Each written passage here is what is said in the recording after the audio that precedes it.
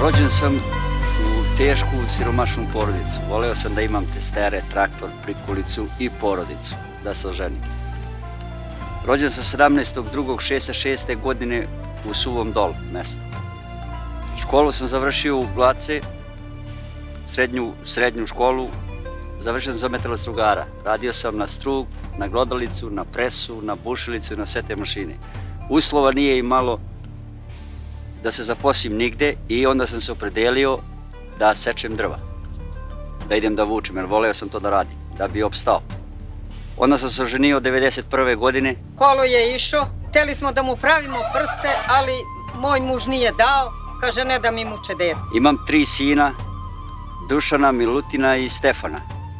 Prvi sin kad mi se rodio, bilo mi je sve jedno kako je, samo me je bilo interesovalo, bude dalje normalan, da on ima šake, pošto ja sam takvom sudbinom rođen, to me najviše interesovalo. Kad sam dobio prvo dete u Prokuplju u bolnici, ujutru u 5:30, ja sam bio pred bolnicom, izašla je doktorka koja je porodila i rekla mi je da sam najsrećniji čovjek na svetu, dobio sam sina. Mene to najviše mi je tad pogodilo. Ja sam nju molio da ona mene iznese dete, da mi pokaže golo dete, da li je normalno.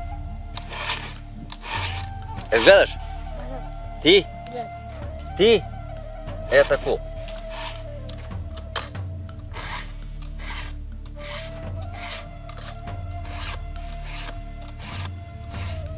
Koji će sada seći? A? Hoćeš ti, Milutine?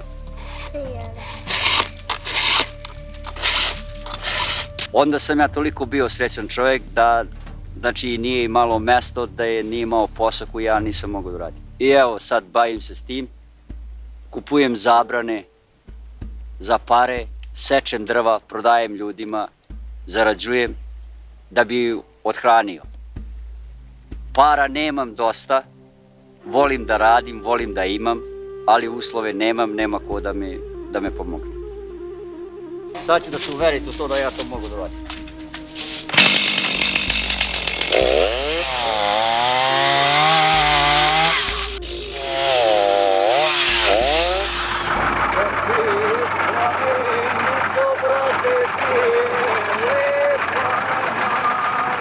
Volela sam i udala sam se za njega.